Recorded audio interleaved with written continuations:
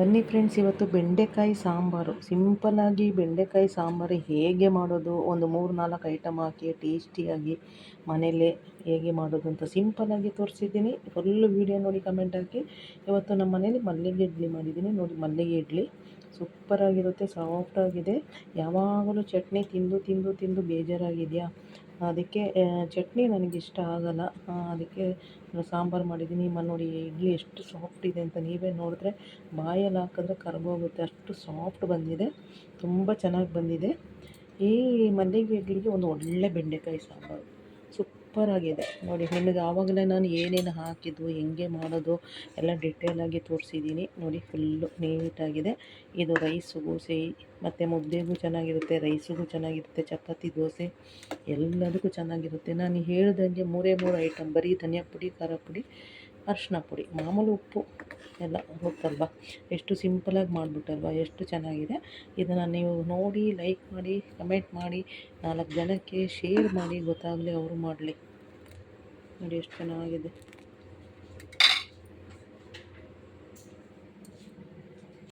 Hi friends, good morning. ಹೇಗಿದ್ದೀರಾ? First time ನೋಡೋರು ನನ್ನ ಚಾನಲ್ ಸಬ್ಸ್ಕ್ರೈಬ್ ಮಾಡ್ಕೊಳ್ಳಿ, ಸವಿತಾ ರುಚಿ.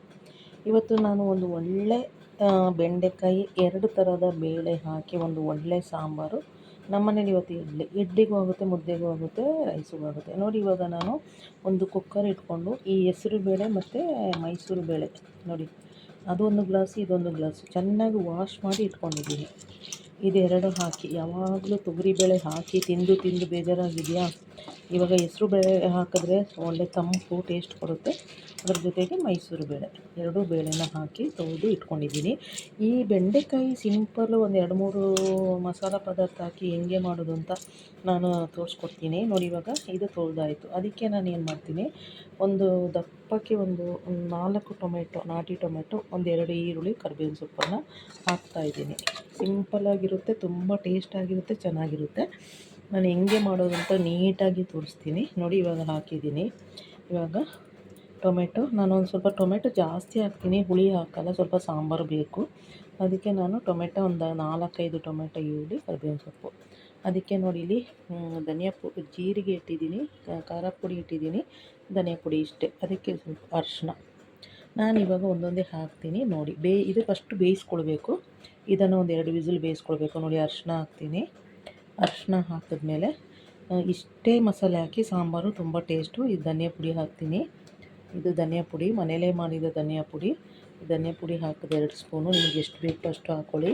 ಜೀರಿಗೆ ತುಂಬ ಒಳ್ಳೆಯದು, ತಂಪು ಟೇಸ್ಟ್ ಕೊಡುತ್ತೆ. ಅದರಿಂದ ನಾನು ಜೀರಿಗೆ 1 ಸ್ಪೂನು ಜೀರಿಗೆ ಹಾಕ್ತಾಯಿದ್ದೀನಿ. ಒಂದು ಎಷ್ಟಾದರೂ ನಿಮ್ಗೆ ಅಂದಾಜು ನೋಡಿ. ಜೀರಿಗೆ ಹಾಕಿ, ಧನಿಯಾ ಪುಡಿ ಹಾಕಿ, ಅರಿಶಿನ ಹಾಕಿ ಆಯಿತು. ಅದು ಅಷ್ಟು ಹಾಕಿದ ಮೇಲೆ ಖಾರ, ನಿಮಗೆ ಖಾರ ಎಷ್ಟು ಬೇಕು ಅಷ್ಟು, ಇದು ಗುಂಟೂರು ಚಿಲ್ಲಿ ಪೌಡ್ರು, ಖಾರ ಪುಡಿ ಹಾಕ್ಕೊಳ್ಳಿ ನೋಡಿ. ಇವಾಗ ನಾನು ಖಾರ ಪುಡಿ ಹಾಕಿದ್ದೀನಿ 2 ಸ್ಪೂನು, 3 ಸ್ಪೂನ್ ಹಾಕ್ತೀನಿ. ನಮ್ಮ ಮನೇಲಿ ಖಾರ ತಿನ್ನೋದು ಜಾಸ್ತಿ, ಇಷ್ಟನ್ನೇ ಹಾಕೋದು. ಇಷ್ಟು ಹಾಕಿ ನೀವು 3 ವಿಸಲ್ ಮಾಡ್ಕೊಳ್ಳಿ. ಆಮೇಲೆ ಮಿಕ್ಕಿದು ಏನು ಅಂತ ನಾನು ಆಮೇಲೆ ಹೇಳ್ತೀನಿ.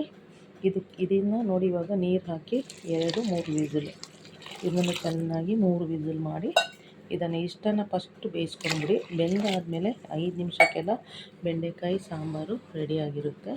ಇಷ್ಟು ಹಾಕಿ ಕುಕ್ಕರ್ ಮುಚ್ಚಿ 3 ವಿಸಲ್. ಅಷ್ಟೊತ್ತಿಗೆ ನಾನು ಇಲ್ಲಿ ಬೆಂಡೆಕಾಯಿ ಹಚ್ಚಿಟ್ಟಿದ್ದೀನಿ.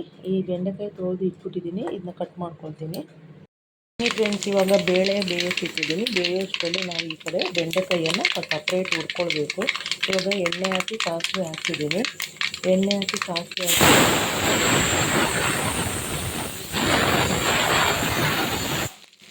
ಆಮೇಲೆ ಈರುಳ್ಳಿ, ಕರಿಬೇವಿನ ಸೊಪ್ಪು. ಯಾಕಂದರೆ ಬೆಂಡೆಕಾಯಿಯನ್ನು ಚೆನ್ನಾಗಿ ಫ್ರೈ ಮಾಡಿ ಆಮೇಲೆ ಮಿಕ್ಸ್ ಮಾಡಿದ್ರೆ ಆ ನೋಳಿ ಏನು ಬರುತ್ತೆ ಅದು ಇರೋಲ್ಲ. ಆ ನೋಳಿ ಬರುತ್ತಲ್ಲ ಅದು ಇರೋಲ್ಲ. ಅದಕ್ಕೆ ಈ ಕಡೆ ನಾನು ಬೇಳೆ ಬೇಯೋಷ್ಟರಲ್ಲಿ ಬೆಂಡೆಕಾಯಿಯನ್ನು ಚೆನ್ನಾಗಿ ಫ್ರೈ ಮಾಡ್ಕೊಳ್ತೀನಿ. ಈ ಬೆಳ್ಳುಳ್ಳಿ ಜಜ್ಜಿ ಹಾಕೋದ್ರಿಂದ ಗ್ಯಾಸ್ಟ್ರಿಕ್ ಹೋಗುತ್ತೆ, ತುಂಬ ಚೆನ್ನಾಗಿರುತ್ತೆ ನೋಡಿ. ಇವಾಗ ಅದು ಫ್ರೈ ಆಯಿತು. ನಾನು ಇವಾಗ ಬೆಂಡೆಕಾಯಿ ಚೆನ್ನಾಗಿ ತೊಳೆದು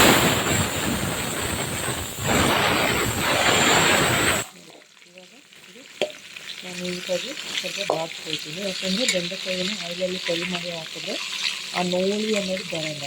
ನಿಮಗೆ ಆವಾಗಲೇ ನಾನು ಉಪ್ಪು ಹಾಕಿಲ್ಲ, ಇವಾಗ ನಾನು ಉಪ್ಪು ಹಾಕಿ ಅದನ್ನು ನೀಟಾಗಿ ಫ್ರೈ ಮಾಡ್ಕೊಳ್ತೀನಿ. ಆಮೇಲೆ ಇದನ್ನು ಅದಕ್ಕೆ ಮಿಕ್ಸ್ ಮಾಡೋದು. ಆಮೇಲೆ ಒಗ್ಗರಣೆ ಬೇಕಾಗಿಲ್ಲ ನೋಡಿ. ಇದನ್ನು ಬನ್ನಿ ಫ್ರೆಂಡ್ಸ್, ಇವಾಗ ನೋಡಿ ಈರುಳ್ಳಿ, ಬೆಳ್ಳುಳ್ಳಿ, ಕರಿಬೇವಿನ ಸೊಪ್ಪು ಹಾಕಿ ನಾನು ಉಪ್ಪು ಹಾಕಿ ಬೆಂಡೆಕಾಯಿನ ಚೆನ್ನಾಗಿ ಫ್ರೈ ಮಾಡ್ಕೊಂಡಿದ್ದೀನಿ. ಸಖತ್ತಾಗಿ ಫ್ರೈ ಆಗಿದೆ. ಆವಾಗಲೇ ಅರ್ಧ ಬೆಂದಿರುತ್ತೆ. ಇವಾಗ ನಮ್ಮ ಕುಕ್ಕರ್ ವಿಸಿಲ್ ಇಳಿದಿದೆ. ಬೇಳೆನೂ ಚೆನ್ನಾಗಿ ಬೆಂದಿದೆ ನೋಡಿ. ಬೇಳೆನೂ ಸೂಪರಾಗಿ ಬೆಂದಿದೆ ನೋಡಿ. ನೋಡಿ ಎಷ್ಟು ಚೆನ್ನಾಗಿ ಬೆಂದಿದೆ, ಗಟ್ಟಿ ಚೆನ್ನಾಗಿ ಬೆಂದಿದೆ ಬೇಳೆ ನೋಡಿ. ಚೆನ್ನಾಗಿ ಬೇಳೆ ಬೆಂದಿದೆ. ಇವಾಗ ಗಟ್ಟಿಯಾಗಿದೆ ಬೆಂದು. ನೀವು ಸ್ವಲ್ಪ ನೀರು ಬೇಕಾದರೆ ಅದಕ್ಕೆ ಸೇರಿಸ್ಕೊಳ್ಬೋದು. ಚೆನ್ನಾಗಿ 4 ವಿಸಿಲಷ್ಟು ಚೆನ್ನಾಗಿ ಬೆಂದಿದೆ. ಇನ್ನೂ ಸ್ವಲ್ಪ ನೀರು ಹಾಕ್ಕೊಳ್ತೀನಿ, ಸಾಂಬಾರು ಬೇಕಲ್ಲ. ಇವಾಗ ನೋಡಿ ಈ ಬೇಳೆ ಚೆನ್ನಾಗಿ ಬೆಂದಿದೆ. ಬೇರೆ ಏನೂ ಹಾಕಲ್ಲ, ಇಷ್ಟೇ ಹಾಕೋದು. ನಾನು ಇವಾಗ ಅದಕ್ಕೆ ಬೆಂಡೆಕಾಯಿ, ಉದ್ದಂಥ ಬೆಂಡೆಕಾಯಿ ಹಾಕ್ತೀನಿ.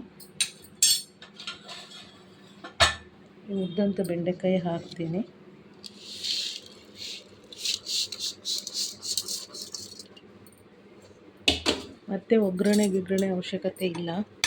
ಇವಾಗ ಒಗ್ಗರಣೆ ಫಸ್ಟೇ ಹಾಕಿದ್ದೀನಿ, ಒಗ್ಗರಣೆ ಅವಶ್ಯಕತೆ ಇಲ್ಲ. ಇವಾಗ ಏನು ಮಾಡಬೇಕು, ಬೇಳೆ ಜೊತೆ ಬೆಂಡೆಕಾಯಿ ಹಾಕಿದ್ಮೇಲೆ ಇದನ್ನು ನೀವು 10-4 ನಿಮಿಷ ಕುದಿಸಿದ್ರೆ ಸಾಕು. ಒಂದು ಒಳ್ಳೆ ಮೈಸೂರು ಬೇಳೆ ಮತ್ತು ಹೆಸರು ಬೇಳೆ ಹಾಕಿದ ಒಂದು ಬೆಂಡೆಕಾಯಿ ಸಾಂಬಾರು ರೆಡಿ ಆಗುತ್ತೆ. ಕೊನೆಯಲ್ಲಿ ನಾನು ಕೊತ್ತಂಬರಿ ಸೊಪ್ಪು, ನಿಮಗೆ ಗೊತ್ತಿರೋಂಗೆ ನಾನು ಜಾಸ್ತಿ ಏನು ಪದಾರ್ಥ ಹಾಕಿಲ್ಲ. ಧನಿಯಾ ಪುಡಿ, ಅರಿಶಿನ ಪುಡಿ, ಖಾರ ಪುಡಿ, ಉಪ್ಪು, ಒಗ್ಗರಣೆಗೆ ಗೊತ್ತಲ್ಲ. ಆಮೇಲೆ ಟೊಮೆಟೊ, ಈರುಳ್ಳಿ, ಜೀರಿಗೆ, ಬೆಳ್ಳುಳ್ಳಿ ಮಾಮೂಲು. ಇವಾಗ ನೋಡಿ ಕಲರ್ಫುಲ್ಲಾದ ಒಂದು ಬೆಂಡೆಕಾಯಿ ಸಾಂಬಾರು ರೆಡಿಯಾಗುತ್ತೆ. ಇದು ಒಂದು 10 ನಿಮಿಷ ಕುದೀಲಿ. 10 ನಿಮಿಷ ಕುದಿಬೇಕು. ಆಲ್ರೆಡಿ ಬೆಂಡೆಕಾಯಿ ಬೆಂದಿದೆ. ಇವಾಗ ಮಸಾಲೆಯಲ್ಲಿ ಕುದೀಲಿ, ಮಸಾಲೆ ಹಿಡೀಲಿ ನೋಡಿ. ಎಷ್ಟು ಕಲರಾಗಿ ಎಷ್ಟು ಚೆನ್ನಾಗಿ ಕಾಣುತ್ತೆ. ಸಿಂಪಲ್ಲಾಗಿ ಮಾಡಿರೋದು, ಸಿಂಪಲ್. ನಾನು ಮಾಡೋ ಅಡುಗೆ ಎಲ್ಲ ಸಿಂಪಲ್ಲೇ. ಫುಲ್ಲು ವೀಡಿಯೋ ನೋಡಿ, ಸ್ಕಿಪ್ ಮಾಡಬೇಡಿ. ಕಮೆಂಟ್ ಹಾಕಿ ಹೆಂಗೆ ಇದೆ ಅಂತ. ಇದು ಮುದ್ದೆಗೂ ಚೆನ್ನಾಗಿರುತ್ತೆ. ನಾನು ಇವತ್ತು ಇಡ್ಲಿ ಮಾಡಿದ್ದು, ಇಡ್ಲಿಗೂ ಚೆನ್ನಾಗಿರುತ್ತೆ, ರೈಸಿಗೂ ಚೆನ್ನಾಗಿರುತ್ತೆ.